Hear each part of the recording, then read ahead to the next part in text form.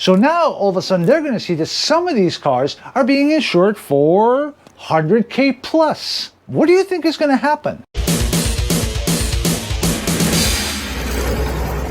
Welcome to Rip Roaring Garage. I'm Alex, and today we're going to be talking about the values of these cars. It's good if you're investing in them, not so good if you're on the used market and you want to buy one. I know a lot of guys kind of think that, nah, it ain't going to happen, they're just Dodges and all that. The dodgiest Dodge. And it all comes down to this. The Hagerty magazine, the Drivers Club, pretty much if you have insurance with them, you will get that magazine. Now, for the most part, it's cool. I don't know why they hire Aaron Robinson.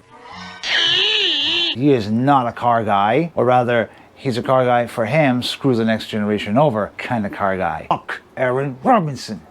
I have to show you this because this got me so pissed off. Charging ahead in California. California's rule is not just a blanket ban. It's a comprehensive approach to fostering EV ownership across society. Comprehensive means you comprehend. These politicians don't even know the law of their own state or country. I'm supposed to believe they understand large-scale economics, engineering, and cars and supply chains and all that. Work is proceeding on the crudely conceived idea. Right. Fostering EV ownership. So how do you do that? Making these cars twice as expensive? Because EVs ain't cheap. They're expensive as hell. This is the planned economy that I keep talking about. CCP level crap.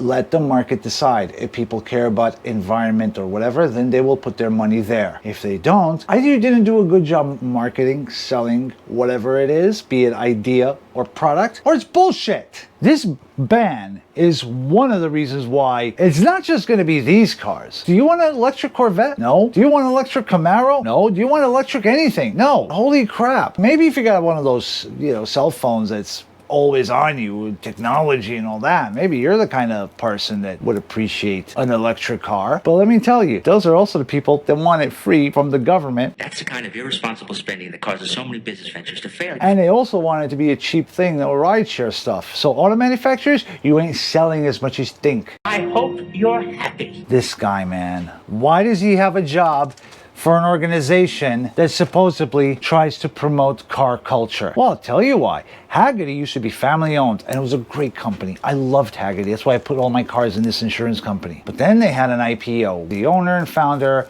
passed away. You know how it goes. Cha-ching! They IPO'd it. Now it's got shares, it's in mutual funds, and now they care about an ESG score.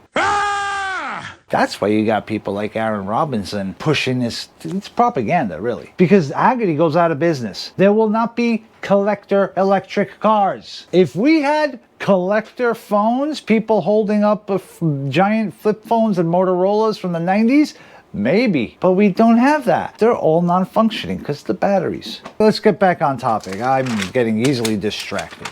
Almost made it. Hagerty has one writer that's actually, I like this guy, Colin Comer. Yeah, I always pronounce it the wrong way. Jokes aside, he seems rational, he seems down to earth, and he does these valuation things where he looks at the numbers of vehicles, the prices, as well as interest. So you see, these are quotes by generation: Boomer, Gen X, and Millennials, and Gen Z. And you'll see how the quotes keep going up. Now what that means really is that somebody's calling Hagerty up saying, hey, I'm interested in buying this car. How much is it? And they run the numbers, they run the VIN, driving record, yada, yada, yada, and they come up with a number. Based on that, they can generate interest. Like interest, not in financial interest, but like, ooh, interesting. They're also getting the price that these cars are being sold for. When I called up for this car and they asked me how much, I told them, like, look, I want to insure it for more, but it's too new, whatever. But still, I lumped in all the financing, all whatever. So if, God forbid, tree falls on it or something, all of it's covered. Too many people forget about financing costs when they're thinking of flipping a car, be it $1,000, $2,000, $10,000 car, be it one of these. So what's happening with these cars? You have interest in them. People are calling up, hey, I'd like to find out how much it's going to cost me to insure this vehicle. And they'll say,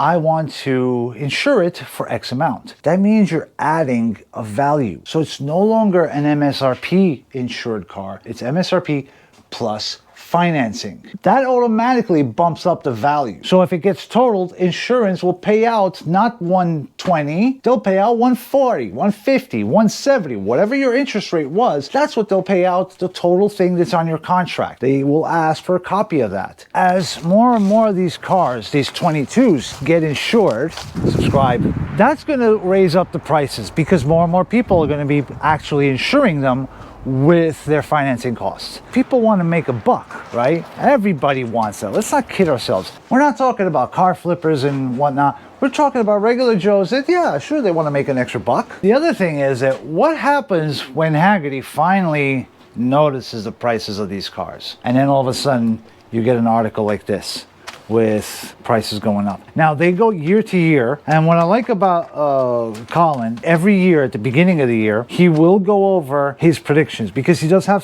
some predictions what cars may jump up based on interest shown by potential buyers. Every year he does have like which prediction did well, which one didn't, and he's very upfront about it. That's why I like this guy. He doesn't seem to get caught up in propaganda. He's a numbers guy.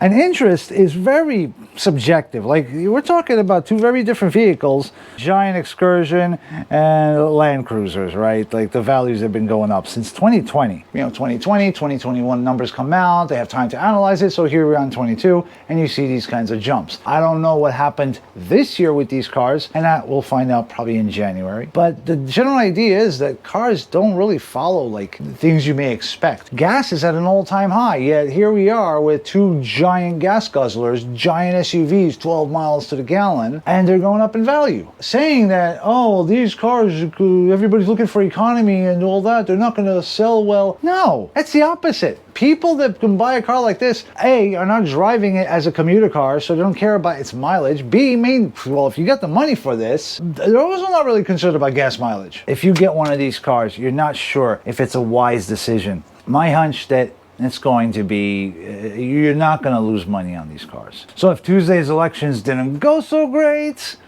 then yeah, expect more electric bullshit and expect these cars to skyrocket, especially the manual cars, because it's all going to be electric. There's even a proposition on the ballot in New York for some green workers bullshit. More of this non-transparent, corrupt, hidden dealings in China to promote green technology. Might as well call it red, communist red technology, windmills, solar, and electric. Let's get something positive, because that's the one thing that has helped me, and I'm hoping to help you. Just be positive. Bottom line is, there will be increases in value just because of organizations like Hagerty and other kinds of insurance. There's other exotic insurance companies, and when people call, they don't want to lose a dime. Now you're going to add in Black Ghost and King Daytonas, and they go at the bottom, there's a line, total financed amount. When they put it in their system, it cuts off. It's a super stock with a C. The Scat Pack is a wide bod. What are they, freaking 90s? If you have a Black Ghost, Dodge Challenger, Dodge SRT Challenger, Hellcat Redeye, wide body, Jailbreak, no, Hellcat wide body, Redeye, Jailbreak, Black Ghost.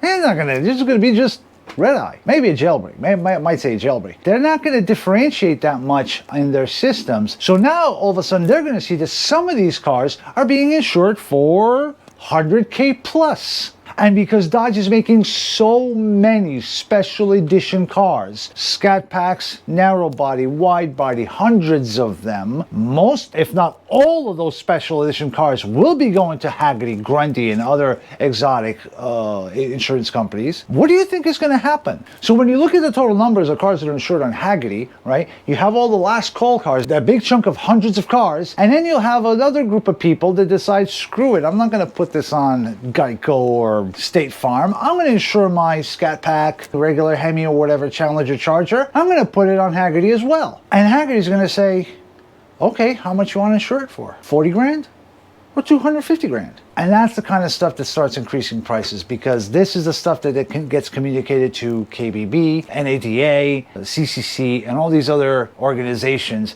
that kind of share data because we're in that kind of society where your data ain't yours. I'm actually starting to lean more towards 22s that are on the lot. Those will be at MSRP. You may get that cash back from Dodge. Some of you guys report that you put in orders for MSRP and under for a 23 car, but again, it's iffy. 23s, not to mention there's a strike looming at Brampton and a couple of other factories. There's all sorts of crap happening in Italy. There's like a big anti-Stellantis thing going on. So we may see 10 cars made in 23. They said it, they're shutting down. Whatever they're making this year, that's it. Bird in the hand over bird in the bush. Light. I just want to see you guys not get screwed over, not get priced out of the market. Doubly so for you guys that just want the car for fun, like my stick shift car. That car, I like. You know what? It ain't gonna be that a collector car. I do have it on Hagerty insured for its total amount. I didn't really mention is then the factory warranties and the additional warranties. I got 10 years, 100,000 mile warranty, bumper to bumper. This ain't the powertrain thing. It's a bumper to bumper, 100K miles. 10 years, 2032. I might not be alive then before this car warranty runs out. Holy moly. Tell me that's not hot, right? Yes, interest rates were high, but that gets rolled up into insurance anyways. And that increases the value. So on resale, when they use the same metrics, what happens? They're gonna get the same kind of high elevated numbers. So if you got plans for a car like this, if you got an allocation or an order, or just found something on a dealership lot, let me know. I know everybody else would kind of like to hear when one of you guys gets something. It's always cool when it's like, you know, like, yeah, congrats. I'm so happy when I hear you guys take delivery of a car, the order comes in. I'll get competitive and I'll get like, you know, ego and all that on the track. But right here, crack open a beer, chill and have some fun and let's just talk cars.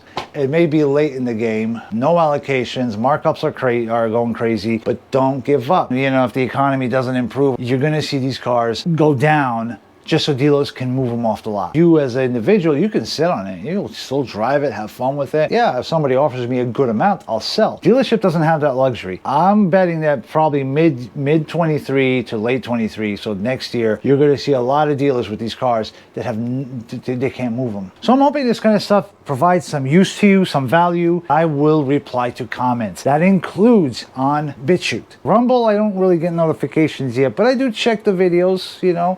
I've had discussions with many of you guys and it's great. I love it. And if you appreciate that and you like it, give me that like, give me that subscribe. Let's keep that momentum going. So I just noticed the camera did not record. So here's your ending. I'm Alex. This is Rip Roaring Garage, where oil is thicker than blood. Now hit me a like. Dum dum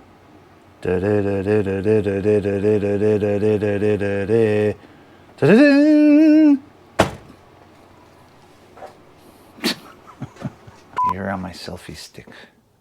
That's wrong. I got leaves and a bubble car.